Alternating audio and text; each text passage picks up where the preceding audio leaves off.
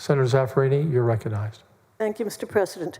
Mr. President and members, I rise in strong opposition to House Bill 4, the unfair, untimely congressional redistricting plan. In 2023, members, the U.S. Supreme Court ruled in Allen versus Milligan that Alabama's congressional map violated Section 2 of the Voting Rights Act because it denied Black voters the opportunity to elect a second candidate of their choice when warranted by population growth and demographic patterns. This decision reaffirms Section 2 as a powerful legal tool to evaluate the effects, not merely the intent, of redistricting plans. Despite clear evidence of minority population growth and shifting demographics, House Bill 4 reflects the same failure by denying minority populations a fair opportunity to elect candidates of our choice. In this whirlwind of criticism and controversy, I believe we agree about the facts. First, that the current congressional map based on then current census data was approved in 2021 unanimously by 18 Republican senators, with 13 Democratic senators unanimously voting against it. Second, that during these special sessions, 12 Republican senators who voted for it unanimously at that time have changed your position and today unanimously seek to replace it with a map based on now 5-year-old census data, while 10 Democratic senators who unanimously opposed it then remain consistent in our opposition and unanimously oppose it even more vehemently now. Third, that while congressional redistricting has taken center stage during 2 special sessions called by Governor Greg Abbott and has been prioritized over the immensely critical issue of the day, flooding and disaster preparedness, it never was considered during our regular session that ended in June. That begs the question, why now? It prompts the answer, because the billionaire party bosses commanded it. Fourth, that the governor will call as many special sessions as needed until a congressional redistricting plan is adopted and will use whatever he calls every bullet in his belt to prevail, including moving the election date, finding and arresting legislators, declaring vacancies in the legislature, and calling upon the federal government and the judiciary to hearken to his side. Fifth, that the legal battle regarding the 2021 congressional redistricting lawsuit rages unresolved in El Paso federal court, and that this 2025 redistricting effort is headed for the courtroom. So I agree with the Democratic lawyers who believe that if HB 4 is going to pass anyway, the sooner we can get to court, the better, and the greater the likelihood we can get relief before the election. You have to wonder, how can Republicans adopt a redistricting plan in 2021 and then defend it vigorously in court since then, only to denigrate it in 2025 and try to replace it? Frankly, surely there are incumbent Republican members of Congress who wonder that too. Fourth, we agree that none of us wants to be here doing this at this time. Redistricting is such a partisan issue that it is best addressed every decade after the census data are released. In states across the country, minority parties will accuse majority parties of gerrymandering for political advantages. In Texas, the minority accusations were proven right. The NAACP, MALDEF, and the Democratic Party have prevailed in 5 congressional lawsuits filed in federal court through 2024. I am convinced that if justice prevails in the U.S. Supreme Court, Democrats and minorities will prevail in contesting the 2021 and the 2025 plans. That's a big if. Democratic senators oppose House Bill 4 not only because it disregards the growth and diversity of our state, but also because it further erodes the strength of minority districts, diminishing our ability to elect candidates of our choice and silencing voices that deserve to be heard. More specifically, coalition districts that allow minority voters to elect our candidates of choice are protected under Section 2 of the Voting Rights Act, even if courts do not require their creation in the first place.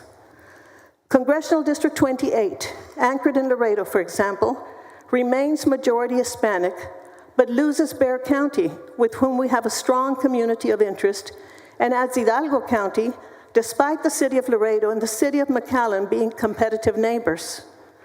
The proposed map reflects marginal shifts that might seem insignificant on paper, but in districts such as this, with narrow turnout margins and cohesive minority voting blocks, it is exactly how opportunity is eroded. When minority voters comprise the majority but cannot elect our candidate of choice due to strategic redistricting, that is precisely the definition of vote dilution under Section 2.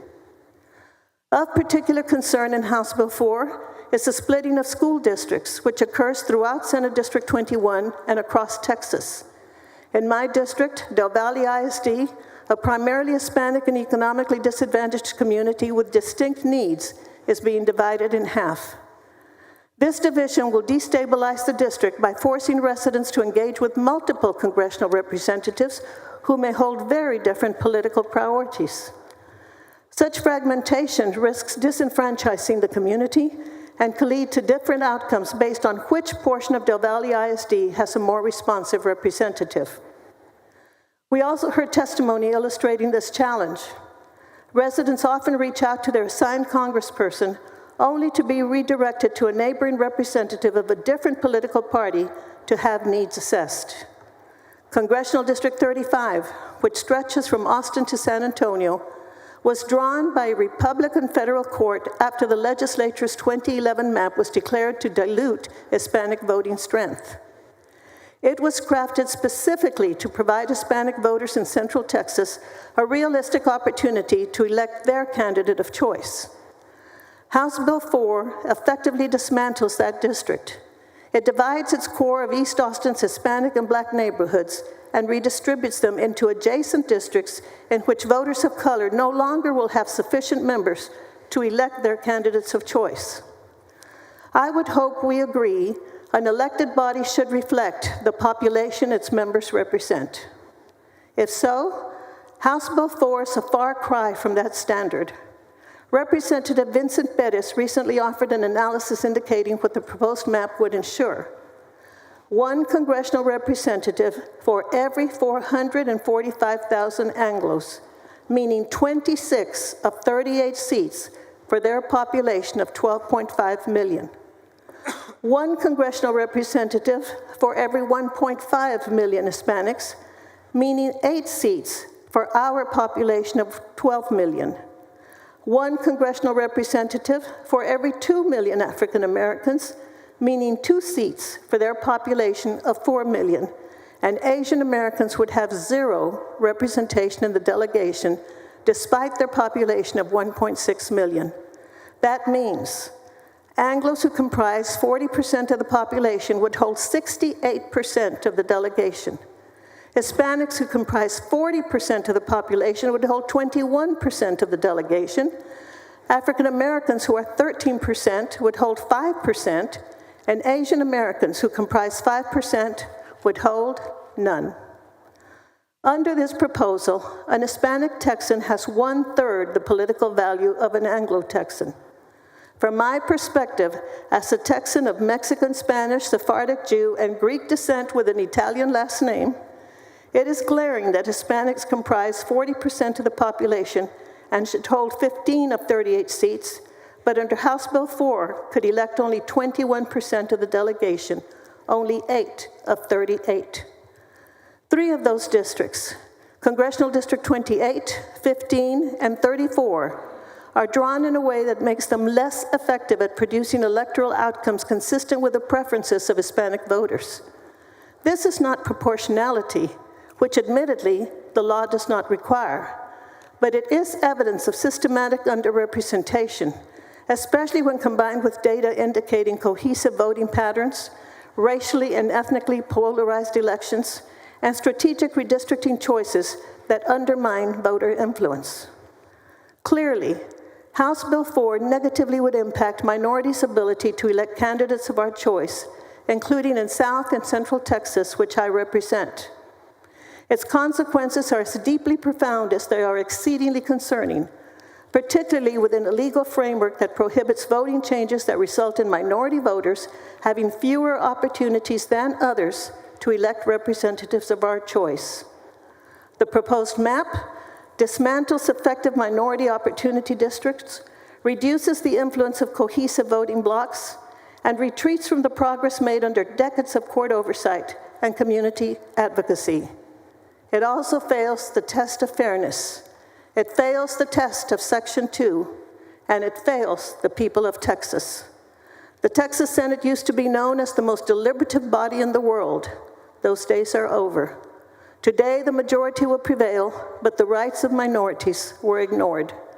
Outnumbered, outvoted, and outgunned, Democrats will go down fighting, having used every available legislative tool. My prayer is that the pendulum will swing sooner rather than later, and that when it does, Democrats will respect all minorities, including political.